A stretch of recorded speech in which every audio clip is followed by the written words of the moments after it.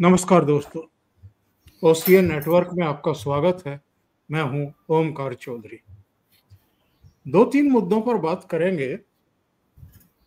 एक तो राहुल गांधी एफिडेविट क्यों नहीं दे रहे हैं चुनाव आयोग को, सिग्नेचर करने से क्यों डर रहे हैं, और जब ये प्रेजेंटेशन दे रहे थे बेंगलुरु में या उसके बाद भी लगातार प्रेस कॉन्फ्रेंस कर रहे थे, तब तो अकेले ही मीडिया की लाइमलाइट में थे, अकेले ही हीरो बने हुए थे।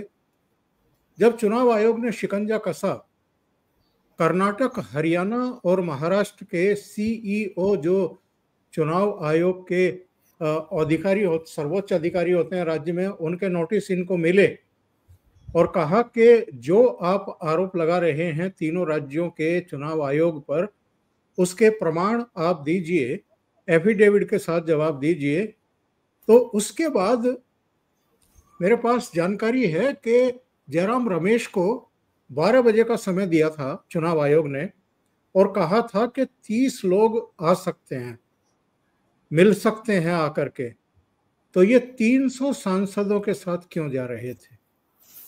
जब प्रचार बटोरना है, जब लीड लेना है, जब मीडिया की सुर्खियां बटोरनी है, जब आपको फेक नैरेटिव बनाना है, तो आप अकेले ये काम कर रहे हैं।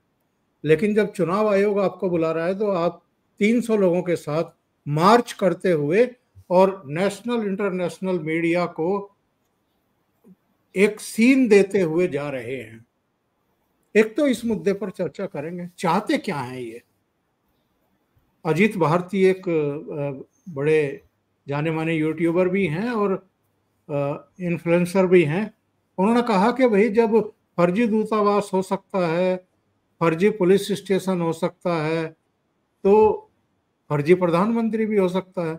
एक फर्जी देश बना लो, फर्जी कैबिनेट बना लो, फर्जी तरीके से प्रधानमंत्री बन जाओ और 5 साल तक रहो, कोई रोकने टोकने वाला नहीं है। दूसरा विषय है डोनाल्ड ट्रंप और पुतिन साहब के बीच में अलास्का में शिखर वार्ता होने जा रही है और विषय है यूक्रेन। लेकिन यूक्रेन के प्रधानमंत्री इस मुलाकात से तो नाखुश हैं और प्रधानमंत्री नरेंद्र मोदी से फोन पर बात करके खुश हैं, आशान्वित हैं। तो ये क्या चल रहा है? आज की बड़ी खबर ये भी है कि डोनाल्ड ट्रंप ने चीन पर जो सैंक्शंस लगने हैं उनको 90 दिन के लिए और बढ़ा दिया है, आगे खिसका दिया है। तो चीन पर ये रहमदिली और भारत को लेकर के कड़ा रुख, इसके पीछे क्या है?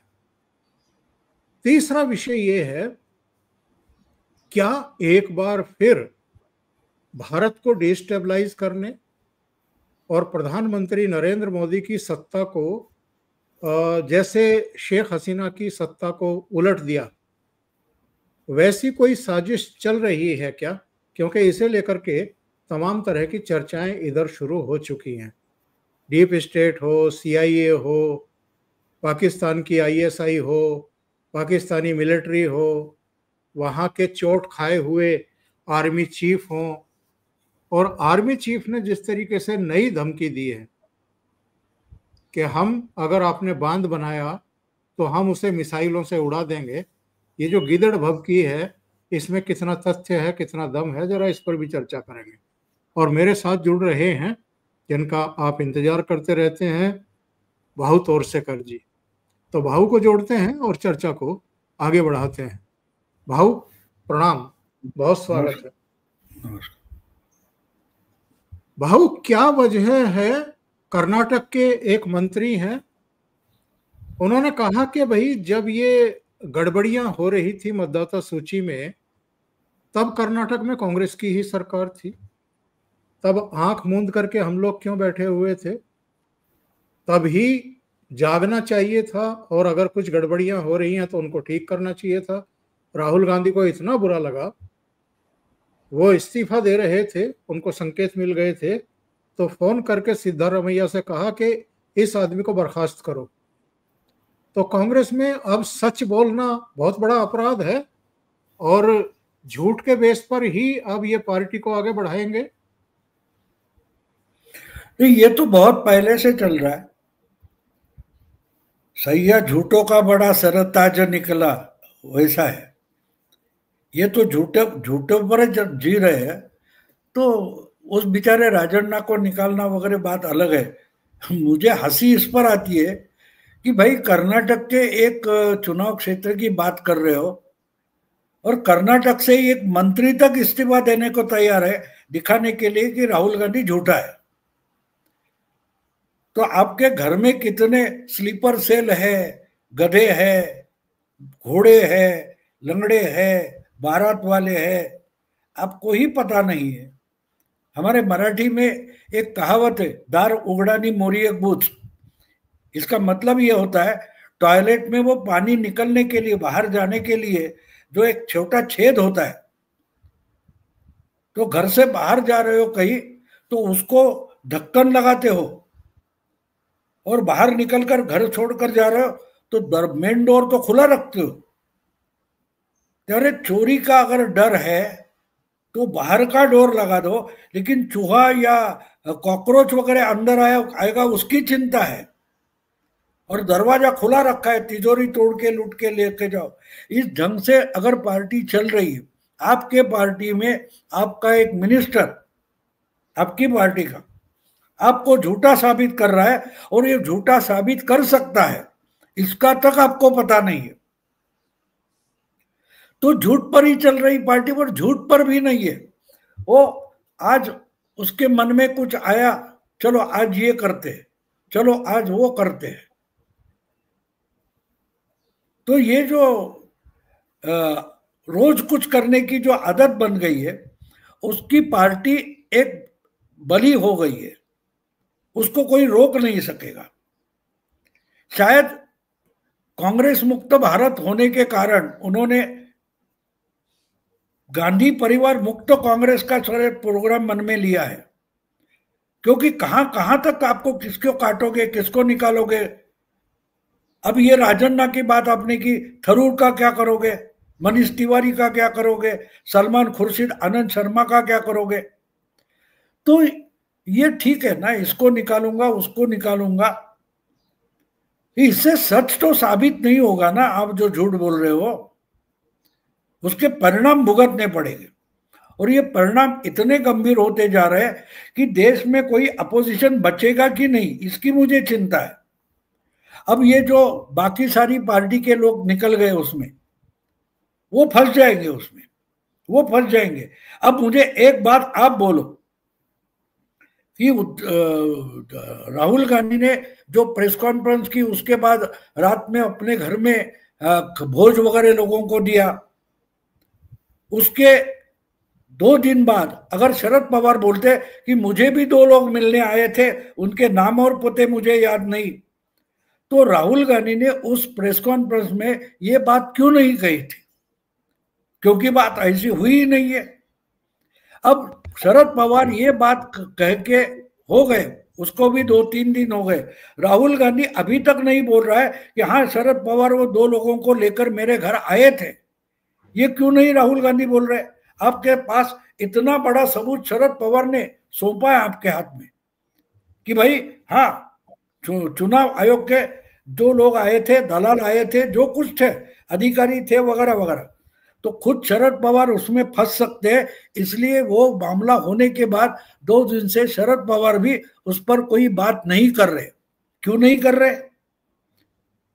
क्योंकि जो 337 के तहत इनको नोटिस पहुंची है, वो शरद पवार को भी आ सकती है। इसलिए शरद पवार जो बात की है वो दोहरा नहीं रहे। तो तमाशा देखो, कानून नहीं पालना चाहता है उसकी बात अलग होती है। अजमल कसाब जब आया था, तो अजमल कसाब को मालूम था वो जिंदा वापस पाकिस्तान जाने वाला नहीं है, ना उसके टोले के जो और 9 लोग थे उनको भी पता था मारे जाएंगे, पकड़े जाएंगे। तो राहुल गांधी फिदाइन बन चुके, ये हमें समझना चाहिए। ये इस कानून में बैठता है, उस कानून में बैठ सकता है, ये चर्चा में कोई मतलब नहीं है। वो सब के सब संविधान का किताब दिखाएंगे, लेकिन संविधान के आधार पर जो जो संस्थाएं बनी है उसको तोड़ मरोड़ कर रखना चाहते। अब उनका जो कोई सूत्रधार होगा उसके दिमाग में क्या होगा उससे मुझे लेना देना नहीं है। लेकिन राहुल गांधी विपक्ष की पूरी राजनीति खत्म करने पर तुले हुए, बस यही निष्कर्ष निकलता है। अब उसमें जो जो कुछ होगा वो अनाकलनीय होगा, वो अतार्किक होगा, इसकी मुझे गारंटी है। भाऊ, मैं देख रहा था कि ये एफिडेविट क्यों नहीं दे रहे हैं और जवाब क्यों नहीं दे रहे हैं, और बुलाए जाने के बावजूद चुनाव आयोग क्यों नहीं जा रहे हैं। क्योंकि जब इन्होंने महाराष्ट्र के बारे में बहुत झूठ बोले थे तो चुनाव आयोग ने इनको लेटर लिखा था कि आप फला तारीख को आए। इनको मेल भी भेजा, इनको लेटर बाई हैंड भी दिया गया था, ये नहीं गए। अभी 3 अलग अलग राज्यों के सीईओ ने इनको नोटिस इशू किए हैं, नोटिस इशू किए गए हैं। नोटिस का मतलब ये है कि अगर आप अनुपालन नहीं करते हैं, जवाब नहीं देते हैं, तो फिर वो आगे कार्रवाई के लिए स्वतंत्र हैं। जन प्रतिनिधित्व अधिनियम 1950 की धारा 31 और बीएनएस 2023 की धारा 227, दोनों में ये प्रावधान है कि अगर आपने झूठ बोला है, अगर आपने झूठा शपथ पत्र दिया है और जो दस्तावेज आपने संलग्न किए हैं वो फेक साबित हो गए, तो आपके खिलाफ दंडनीय अपराध की कार्रवाई शुरू होगी और आपको कारावास हो सकता है। राहुल गांधी ऑलरेडी करीब 30 मुकदमे झेल रहे हैं। सूरत वाली कोर्ट ने इनको सब मोदी चोर क्यों है इस मामले में 2 साल की ऑलरेडी सजा सुना रखी है, जिस पर सुप्रीम कोर्ट से स्टे हो रखा है। इनकी सांसदी भी चली गई थी, इनका बंगला भी छिन गया था और शायद 2024 का ये चुनाव भी नहीं लड़ पाते।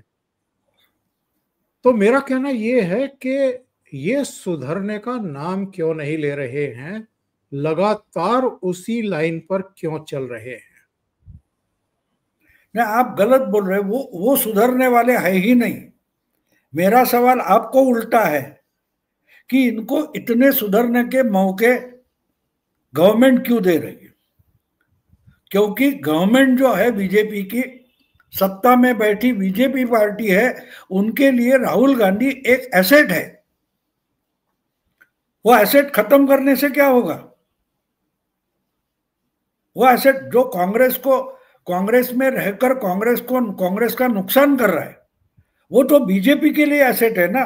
गवर्नमेंट मशीनरी के लिए वो एसेट नहीं है, कानून व्यवस्था के लिए वो एसेट नहीं है, लेकिन बीजेपी के लिए राहुल गांधी ये पॉलिटिकल एसेट है। अब हमारे लोग, कुछ अज्ञात लोग पाकिस्तान में हमारे दुश्मनों को मार रहे, वो कौन है? वो हम क्यों ढूंढे? क्यों हम उनको ढूंढ कर दे दे? पाकिस्तान की सरकार है, पाकिस्तान का कानून है, पाकिस्तान का एडमिनिस्ट्रेशन है, वो उनको ढूंढे, पकड़े, फांसी पर चढ़े, हमको कुछ लेना देना नहीं है। लेकिन अगर हमारे लिए वो काम अच्छा कर रहे हैं, हम सोचते हैं कि पाकिस्तान में जो हम जिनको टेररिस्ट मानते हैं, उनको अगर कोई अज्ञात लोग मार रहे हैं तो उनको एक्सपोज करना, उनको खत्म करना, ये हमारे फायदे की बात नहीं है। हम क्यों करेंगे?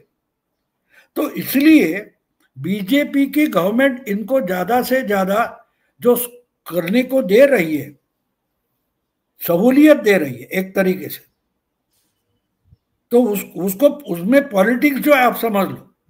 जिस ढंग से पूरी देश की विपक्ष हास्यास्पद बनता जा रहा है, आम जनता के सामने उनकी पूरी इज्जत निकाली जा रही है।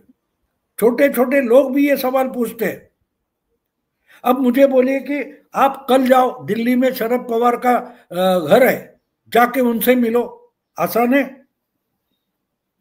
क्यों आए हो, कहां से आए हो, क्या काम है, साहब से ही क्यों मिलना है? 10 सवाल पूछे जाएंगे और पहले जाकर बोलेंगे ओमकार चौधरी नाम के कोई नोएडा से आए। ऐसा कोई भी भिन्न नाम कहा के शरद पवार को मिलता है? तो इस मामले में शरद पवार भी गलत ढंग से फंस गए, और जब ये दिमाग में आया तो वो उस पर बोलना भी नहीं चाहते। तो बिल्कुल वही बात राहुल गांधी की है। राहुल गांधी को मालूम है कि ये कानून तोड़ रहे, लेकिन एक बात आप भी समझ लो कि ये जब कंपेयर करना है तो शाहीन बाग से कंपेयर करो।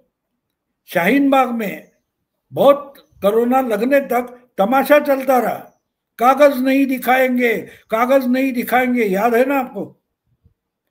वही लोग जो कागज नहीं दिखाएंगे बोलते थे, वो आज जब चुनाव की वोटर लिस्ट है उसके बारे में ढूंढे जा रहे और पकड़ पकड़ कर बांग्लादेश में फेंके जा रहे, तब कागज दिखाने के लिए आगे आ रहे। तो वो अगला कदम था। शाहीन बाग के समय वो पहला कदम नहीं था। वो कागज नहीं दिखाएंगे, ये रास्ते पर बैठकर बोल रहे थे। जो बोल रहे थे ये आज झुग्गी झोपड़ियों पर जब इनके घर पर बुलडोजर चढ़ने का समय आया तो कागज दिखाने के लिए दौड़ दौड़ कर आ रहे ना। तो वो अगला कदम है, आहिस्ते आहिस्ते आ जाएगा। तो राहुल गांधी सुधरने की कोई जरूरत नहीं है, ये ऐसे ही रहे। और बीजेपी की पॉलिटिक्स चाहती है कि ये ज्यादा से ज्यादा हास्यास्पद बनते जाए, और इसलिए सब कुछ चल रहा है। भाव बूथ लेवल जो एजेंट हैं उनकी संख्या है 1,60,000। उनमें से एक की तरफ से भी कोई ऑब्जेक्शन नहीं, एक भी लिखित में शिकायत नहीं, ईसी से कोई मिला नहीं, एफिडेविट दाखिल नहीं किया। जिसके वोट कटे हैं उनमें से कोई एक आदमी सामने नहीं आया है। 1 अगस्त को बिहार में सबको सूची दे दी गई थी, सारे बीएलए के पास सूची है। वो आज तक, यानी जब हम बात कर रहे हैं 12 अगस्त को, इन 12 दिनों में एक भी ऑब्जेक्शन नहीं दे पाए कि साहब जो 65 लाख मतदाता कटे हैं, हटे हैं, उनमें कोई एक जिंदा है या आपने गलत तरीके से किसी का हटा दिया या किसी का गठजोड़ दिया। अच्छा, सुप्रीम कोर्ट से भी रोक नहीं है इस पूरी कवायद पे। सुप्रीम कोर्ट ने कहा कि पूरी संवैधानिक है ये, फिर भी हंगामा कर रहे हैं आप। 300 सांसदों को लेकर के आप ड्रामा कर रहे हैं दिल्ली की सड़कों पर। आप पार्लियामेंट नहीं चलने दे रहे, आपने बिहार की विधानसभा नहीं चलने दी। तो मेरा सवाल आपसे ये है, ये तो हम और आप सब जानते हैं कि अगले 2 राज्यों के जो चुनाव होने वाले हैं, यानी बिहार और पश्चिम बंगाल, वहां कांग्रेस का लेना एक ना देना दो। क्या ये अभी से असम की चिंता में पगलाए जा रहे हैं कि अगर असम में तीसरी बार भी कांग्रेस नहीं जीत पाई तो बहुत बड़े सवाल खड़े होंगे, क्योंकि हरियाणा अभी होकर के निपटा है लोकसभा चुनाव के बाद, वहां भी तीसरी बार में कांग्रेस सत्ता में वापसी नहीं कर पाई।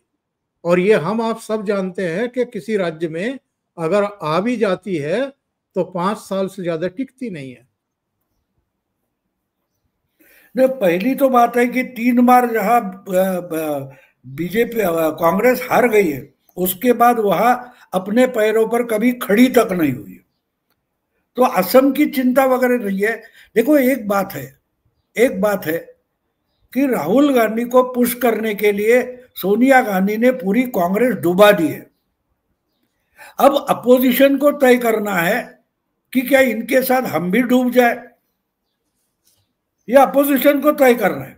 अब अपोजिशन की बुरी हालत इसलिए है कि कोई नेशनल लेवल पर मुद्दा उठाकर काम करना है तो इनको कांग्रेस के साथ जाना ही पड़ता है। इसलिए जो अपने राज्य में जहां प्रभावशाली है, अब टीएमसी बंगाल में है, मार्क्सिस्ट साउथ में, केरला में है, वो इनके साथ नहीं रहते, ये इनके साथ नहीं रहते। तो इसलिए राहुल गांधी के साथ इनको जाना पड़ता है, लेकिन वो दिल से राहुल गांधी के साथ नहीं है। और राहुल गांधी को इंपॉर्टेंस इसमें लगता है कि हम मीडिया में चमकते रहे, और इसका बंदोबस्त आहिस्ता आहिस्ता वोटर कर देता है। ये हमारे सामने सबसे बड़ा उदाहरण अगर कोई है तो केजरीवाल है। मुझे एक बताइए कि कल का जो मोर्चा था उसमें आम आदमी पार्टी के कितने लोग थे, केजरीवाल के कितने लोग थे? केजरीवाल को अब अकल आई है कि हमने तो दिल्ली भी गवाई और पंजाब बचाने की संभावना खत्म हो चुकी है, तो वो हट गए। वही हालत लालू की होगी, वही हालत तृणमूल की होगी, ममता की होगी, तब जाके उनकी आंख खुलेगी। तो आपको और हमें खुश करने की राहुल गांधी को कोई जरूरत नहीं है, ना कि मोदी को जरूरत है। ये पॉलिटिक्स है और अपना तमाशा वो करते रहेंगे। और उनको अगर मालूम है कि वो झूठ बोल रहे हैं, अब आप बोल रहे हैं कि भाई ये है वो है, कोई एक सबूत नहीं लाया, एक झूठा बोगस वोटर था या उसका नाम कट गया, उसको क्यों नहीं लाया? अरे राफेल घोटाला जो था उसका कौन सा सबूत उन्होंने पेश किया था? उसको 6 साल हो गए। पेश किया था? नहीं किया था। तो बस आरोप लगाते जाओ, कोई सबूत मत पेश करो, हंगामा खड़ा करो और शायद कुछ होगा चमत्कार, इसकी प्रतीक्षा करो। इसके आगे ये जा नहीं रहे। चुनाव जीतने के लिए संगठन और जनता में अपनी एक प्रतिमा होना जरूरी होता है, और वो मीडिया से नहीं होती। वो ऑर्गेनाइजेशन एक प्रतिमा खड़ी कर देता है। तो हम लगे हुए, हमको कांग्रेस बचानी है, अरे ऐसा होगा तो कांग्रेस डूबेगी, ये क्यों नहीं करते, कांग्रेस डूबे, हम क्यों चिंता करें? मैं नहीं चिंता करता, मैं नहीं चिंता करता। हाँ, एक बात है, जब तक अब देखिए कि अगर 2 साल की सजा हुई थी सूरत में, उसके बावजूद सरकार ने कुछ प्रयास नहीं किए कि भाई इनकी शिक्षा कायम हो, उनको जमानत मिले। क्योंकि राहुल गांधी अगर विपक्ष की राजनीति में टॉप पर रहते हैं तो उसका बीजेपी को फायदा मिलता है। तो मैं उल्टा बीजेपी, आप अगर राहुल गांधी की गलतियों को रोकने की कोशिश करने के बजाय बीजेपी को ब्लेम करें कि क्यों ये सब गंदा खेल कांग्रेस को करने की सहूलियत बीजेपी दे रही है, बीजेपी की गवर्नमेंट दे रही है, क्योंकि उनको उसका पॉलिटिकल लाभ मिल रहा है, फायदा मिल रहा है। तो इसलिए वो उनका सुधरने की कोई क्या बोलते हैं कार्रवाई बीजेपी या बीजेपी की सरकार नहीं करेगी, उनको नंगा नाच करने देगी। लेकिन आप रहो मैदान में। जब तक आप रहोगे हमारा फायदा है। और उसके साथ साथ बाकी की अपोजिशन पार्टी है वो भी कमजोर होती जाएगी, क्योंकि नुकसान तो कांग्रेस का हो चुका है और कांग्रेस का नुकसान होने की कोई संभावना बची नहीं है। अगर बीजेपी को चैलेंज है तो छुटपुट अलग अलग राज्यों में जो क्षेत्रीय दल है उनसे चैलेंज है। अगर राहुल गांधी अपने बचपने से उनका नुकसान कर रहे हैं, उनको कमजोर कर रहे हैं, तो बीजेपी के लिए लाभ की बात है। बीजेपी उसको रोकने की कोशिश नहीं करेगी। सही कह रहे हैं। एक चित्र दिखाता हूं दर्शकों को भी और भाव को भी। ये एक ये टीएन शेषन जब मुख्य चुनाव आयुक्त थे तब का है। इसमें उनके साथ 2 आयुक्त दिखाई दे रहे हैं, एक मनोहर सिंह गिल है और ये दूसरे ये दक्षिण के थे, टीएन शेषन और मनोहर सिंह गिल। हाँ, कृष्णमूर्ति, यस। तो ये मनोहर गिल और टीएन शेषन दोनों बाद में कांग्रेस में शामिल हुए और ये आज के चुनाव आयुक्तों पर आरोप लगाते हैं कि ये मैच फिक्सिंग कर रहे हैं। और मनोहर गिल न केवल राज्यसभा में भेजे गए बल्कि मंत्री भी बनाए गए थे खेल डिपार्टमेंट के। तो कांग्रेस किस मुंह से भाव इस तरह की बातें करती है? एक तवलीन सिंह ने सवाल खड़ा किया। उन्होंने कहा कि साहब, अगर मैच फिक्सिंग ही होती, अगर वोट चोरी ही होती, तो भारतीय जनता पार्टी को 240 पर रुकने की क्या जरूरत थी? नंबर 2, मोदी की जो लीड घटी है तो क्या जरूरत थी मोदी को? भाई बहन की तो बढ़ी है लीड, वायनाड में भी और रायबरेली में भी।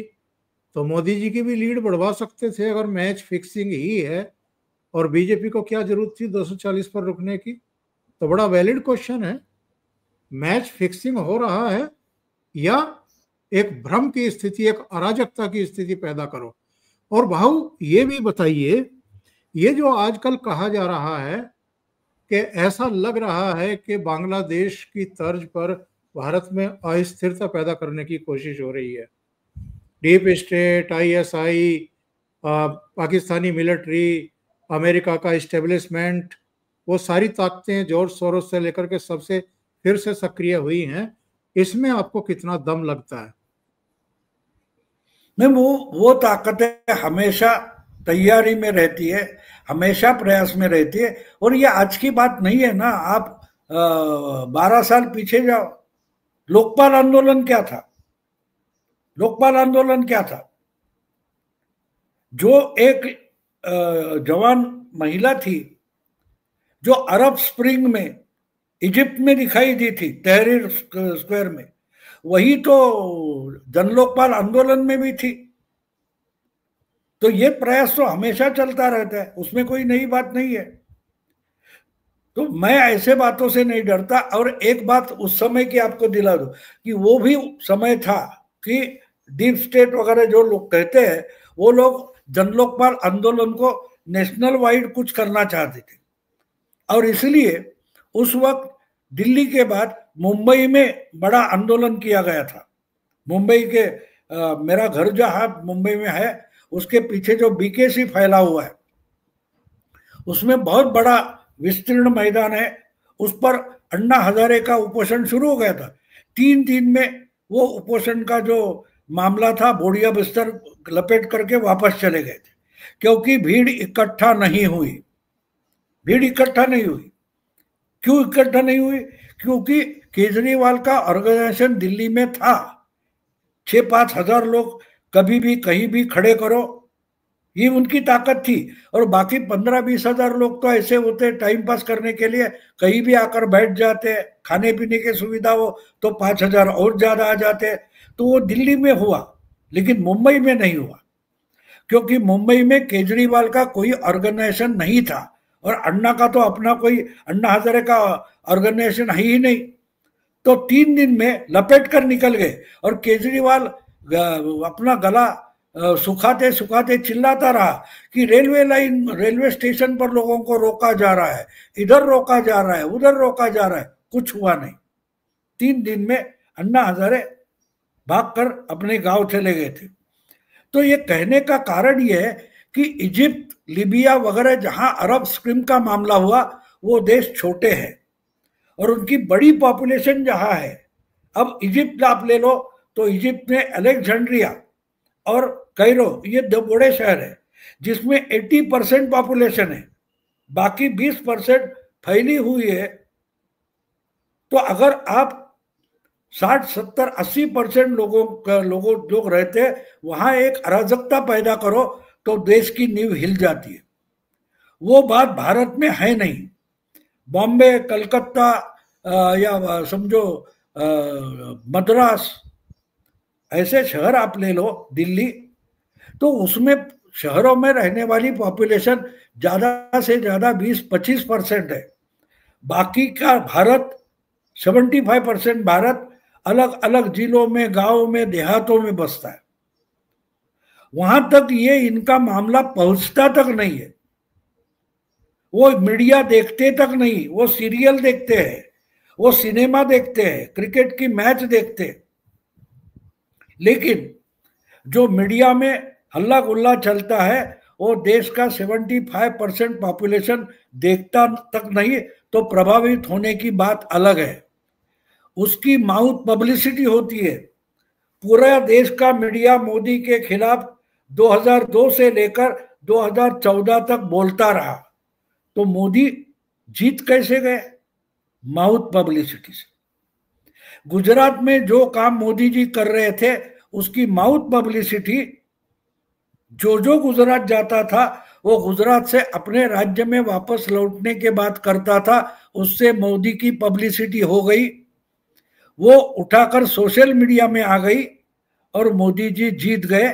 क्योंकि जो मेन स्ट्रीम मीडिया में हल्ला गुल्ला किया जाता है उसका 2 या 3% से ज्यादा पॉपुलेशन पे प्रभाव होता नहीं है। तो ये जो कुछ कर रहे हैं उसका असर ज्यादा से ज्यादा 3-4% तक भी नहीं पहुंचता। ये अगर हम समझ में ले ले तो आईएसआई हो या और कोई हो जो कुछ करे उसका प्रभाव बांग्लादेश में हो सकता है, क्योंकि बांग्लादेश में मदरसे और जिहाद क्या बोलते हैं उसको, जिहाद और हरकत वगैरह जो है ना, जमात इस्लामी वगैरह, उनके पास ऑर्गेनाइजेशन है, वो ऑर्गेनाइजेशन काम कर सकती है, इसलिए वहां हो गया, यहां नहीं होगा। आवाज नहीं आ रही आपकी। जी भाऊ, हाँ। तो मैं ये कह रहा हूं कि ये जो आसिम मुनीर की ताजा धमकी आई है, इस पर क्या कहेंगे भाऊ? कि अगर भारत ने बांध बनाया तो हम उड़ा देंगे। मुकेश अंबानी का जामनगर में जो उनकी रिफाइनरी है या दूसरे प्लांट हैं उनके बारे में उन्होंने इशारा किया, मजहबी उन्माद फिर से दिखाया, और वो भी अमेरिका की धरती से। इसको लेकर के एक बड़ी बहस शुरू हो गई है कि अमेरिका जाकर के अगर वो कुछ कह रहे हैं, भारत को धमका रहे हैं, तो अब डोनाल्ड ट्रंप के ऊपर बड़ा प्रश्न चिन्ह लगेगा, वहां के प्रशासन के ऊपर बड़ा सवाल खड़ा होगा कि भाई आपकी स्वेल में आकर के भारत को धमका रहे हैं, ऐसे आदमी को तो आपको वीजा तक नहीं देना चाहिए। नहीं, वो तो देखो, ये इस पर चर्चा डिबेट वगैरह होगा, उससे ज्यादा कुछ नहीं होगा, क्योंकि मुनीर भी जानता है। हाँ, मुनीर अमेरिका जाकर एक ही बात हो गई है कि वो जो बलूचिस्तान लिबरेशन ऑर्गेनाइजेशन है उसको टेररिस्ट में डाल दिया अमेरिका ने, उससे ज्यादा कुछ भी नहीं हुआ। हाँ, ये धमकाना वगैरह ठीक है, ये धमकियां पाकिस्तान के यूट्यूबर्स से लेकर मीडिया तक होते थे, अब ये देने लगे। और ये जो ये तो मुशर्रफ भी बोल रहा था, उसको 25 साल हो गए ना, और कहाँ है, बहुत सालों के बाद, बहुत महीनों के बाद मुनीर को शायद याद आ गया कि अरे हम तो न्यूक्लियर पावर है। तो जब किराना हिल्स पर हमला हुआ था नूर खान बेस के पास, तब कहाँ गए थे आपके न्यूक्लियर वेपन? बिल्कुल। पिछले 3 महीने से कोई पाकिस्तानी न्यूक्लियर वेपन्स की बात तक नहीं कर रहा था, या आज अचानक बोलने लगा? क्योंकि सिंधु नदी पर भारत के हिस्से में बांध खड़ा करने की कामगिरी शुरू हो गई है, कार्यवाही शुरू हो गई है, तो ये बोलना पड़ेगा, क्योंकि पानी पीने के पानी के लाले पड़े, तो ये तो बात बोलना पड़ेगा ना।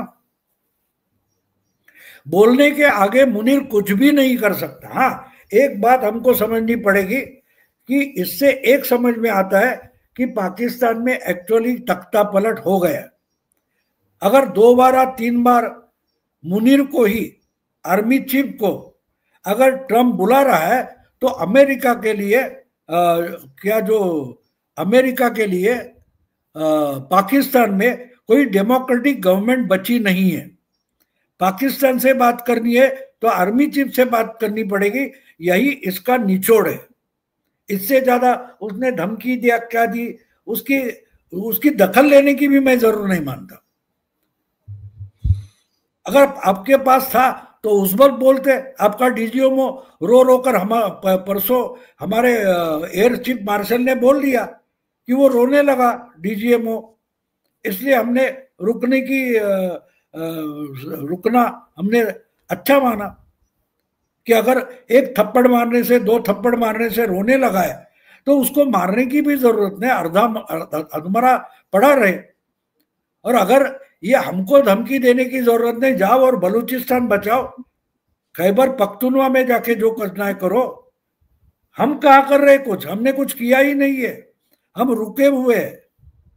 हमने तुमको अधमरा छोड़ दिया है और वो आपको नोच नोच कर आपको खा रहे हैं ना, बलूची और पख्तूनी। तो जो धमकी देनी है या कार्रवाई करनी है वहां करो। वो कुछ मेरा ख्याल है शाहीन नाम का एक उन्होंने ट्राई किया था बीच में, वो जाके बलूचिस्तान में गिरा। यानी जो मिसाइल छोड़ते हैं वो कहाँ गिरेगा इसका इनको पता नहीं है।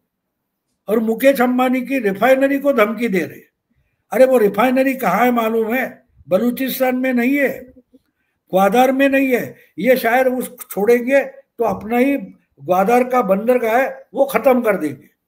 उनको डरने से क्या मतलब है? उसको चर्चा करने की भी जरूरत नहीं है। वो उसकी दखल लेने के लिए हमारी आर्मी नेवी तैयार बैठे, एयरफोर्स तैयार बैठा है। और इसकी क्या बोलते ये तो कल हमारे उपेंद्र द्विवेदी ने बोला है, अमनप्रीत जो हमारे एयर मार्शल है उन्होंने बोला है। उन पर हम पत्रकारों को चर्चा करने की जरूरत नहीं है। इसके बजाय हम अच्छी पॉलिटिक्स में जो गड़बड़ियां चल रहे उस पर बोले। आर्मी ये हमारा दायरा नहीं है ना। और ये जो अलास्का में बैठक होने जा रही है पुतिन और ट्रंप के बीच में, भाऊ, इस बीच एक और घटना हो गई है। जेलेंस्की की प्रधानमंत्री नरेंद्र मोदी से फोन पर बातचीत हुई है। क्या मतलब निकाला जाए और क्या उम्मीद की जाए? डोनाल्ड ट्रंप कुछ तो है डोनाल्ड ट्रंप के दिमाग में भारत के प्रति।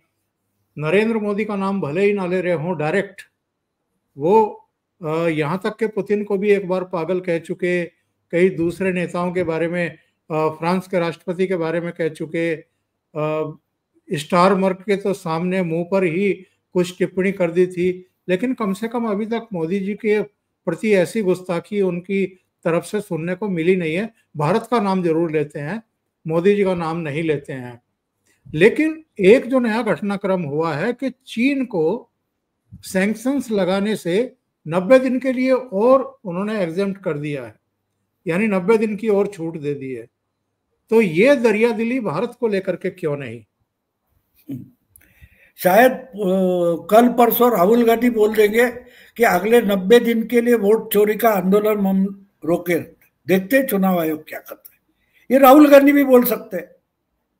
संजय राउत, राहुल गांधी, ट्रंप जैसे लोग हैं, वो क्या बकते हैं उस पर ज्यादा दिमाग लगाने की जरूरत नहीं है।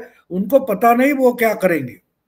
हाँ, एक है कि ट्रंप एक देश का, एक बड़े महाशक्ति देश का अध्यक्ष है, इसलिए उसकी दखल लेना जरूरी है। लेकिन ये रोज उठता है, किस पर टैरिफ लगाता है, किसको धमकाता है, लेकिन परिणाम में कुछ नहीं है ना। अब पिछले 4-5 महीने से चाइना के खिलाफ टैरिफ टैरिफ टैरिफ करके बैठे। चाइना का क्या बिगड़ा है? कितना बिगड़ा है? जो कुछ है थोड़ा अंदरूनी हुआ होगा इधर उधर, बाकी क्या कर पाए? कुछ नहीं कर पाए। अब खुद ही लगा देते हैं, खुद ही फिर बोलते कि टाइम बढ़ाते हैं, आगे कुछ नहीं हो रहा है। तो करने दो उनको, कुछ करना है। जो डरे हुए लोग होते हैं ना, वो ज्यादा धमकियां देते। और मोदी जैसा इंसान है, वो बोलता कम है और करता है, तो जहां लगता है वो चिल्लाना भी मुश्किल हो जाता है। मोदी जी ने पहलगाम के बाद बोला था, पुलवामा के बाद बोला था, और हर समय हर बार जब मोदी जी बोलते तो एक अगला कदम उठाया जाता है।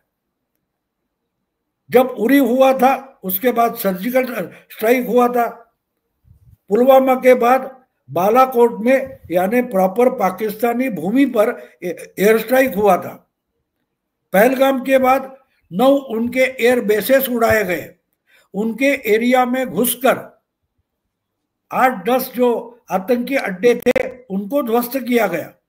तो मोदी क्या बोलते हैं इस पर ध्यान देना जरूरी है। जो डरे हुए हैं वो रोज बोलेंगे, क्योंकि बोलने के सिवा वो कुछ कर नहीं पाते। हम लोग उस पर चर्चा करते बैठे। अरे आज तक तुमने बोला उसमें से हुआ क्या? ट्रंप ने धमकियां दी, उससे क्या निकला क्या है? भारत को धमकियां दी है, टैरिफ बढ़ाया, कोई बात नहीं। लेकिन मैंने कल ही देखा है कि 5 बड़ी कंपनियां हैं, 5 बड़ी कंपनियां हैं, वो बोले कि हम हमारा प्रोडक्शन बेस अमेरिका से हटाकर दूसरी जगह लेके जाएंगे। पहली टर्म में मोदी के साथ बोलते हुए ट्रंप ने तकरार की थी कि हमारी जो बाइक है डेविड क्या बोलते हार्ली डेविडसन, उस पर आपने बड़ा टैरिफ लगा रखा है, वो कम करो। ये पहले टर्म में ट्रंप ने बोला था, पहली टर्म में।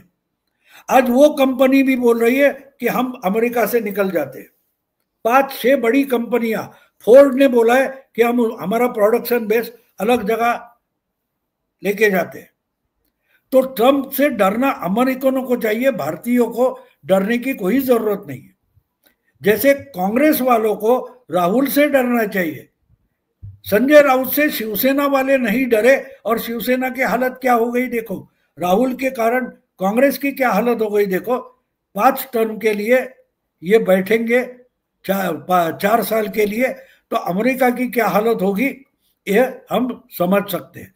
तो धमकियां देते रहेंगे, धमकियां देने से कुछ नहीं होता। देखो, गाली देने से आपके शरीर में छेद तक नहीं होता। हाँ, भावना भड़की जाती है, गुस्सा आ जाता है, लेकिन होता कुछ नहीं। तो ट्रंप जो कर रहा है वो गाली गलौज कर रहा है, ऐसे मैं मानता हूं। और मोदी उसका जवाब तक नहीं देते, उससे उनको और गुस्सा आता है। अब आपको और एक बात बता दूं कि इन्होंने अभी अभी सीज फायर किया है आर्मेनिया और अजरबैजान में, और व्हाइट हाउस से वो सिग्नेचर करके वगैरह बाहर निकलते हैं। व्हाइट हाउस से बाहर निकलते ही आर्मेनिया के जो प्रमुख है जिन्होंने सिग्नेचर किया है, वो व्हाइट हाउस के बाहर निकलने के बाद पहला फोन किया तो जयशंकर को किया। अब जेलेंस्की मोदी को फोन कर रहे हैं। समझ रहे हो विश्वगुरु क्या होता है? समझ रहे हो? विश्वगुरु को डंका पीटना नहीं पड़ता मैं विश्वगुरु हो, वो लोगों को रियलाइज होता है। भगवान प्रकटते हैं तो लोगों को साक्षात्कार हुआ है, भगवान प्रकट रहे हैं।